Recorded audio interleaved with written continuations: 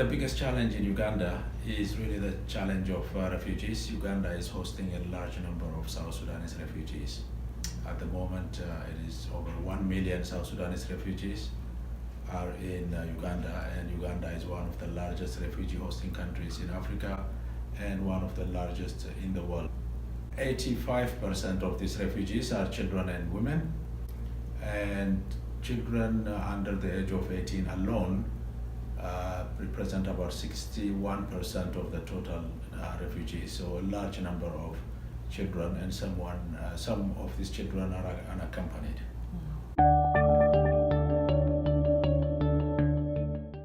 One of the challenges that World Child Canada is trying to address in Uganda with South Sudanese refugees is really improving access to primary education for out-of-school children. At the moment, a large number of the primary age school children are out of school. They have missed 2 to 3, some of them about even more than that, years of schooling. So what we are trying to do is improve access to primary education for these children through accelerated learning program to help them catch up with their schooling and then reintegrate them into the mainstream education.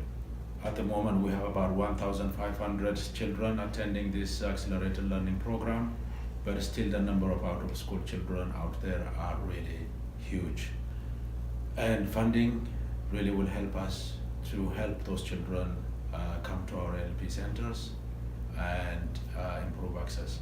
The other biggest challenge is, this is talking about primary, but when it comes to secondary education, the challenge is even more bigger, because a large number of secondary school age children have actually no access to secondary education.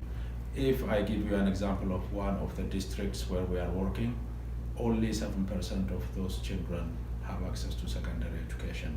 So the other area where really funding help us is help those out of school secondary school age children to actually be able to attend school. Yes, there are. Actually, we have 5 children who have completed our primary accelerated learning program. But one of the problems, as I mentioned earlier, is there is no secondary education or school for them to go to. But we managed to get a scholarship for 5 of these children, and they are now attending secondary education, which really is like, it gives them hope. To our donors, both on behalf of, especially on behalf of the children and women and the youth we are working with, a big thank you. Really, your help goes a long way. So let's keep going that. Let's make, a small help make a big difference. And thank you, a big thank you to the supporters and donors.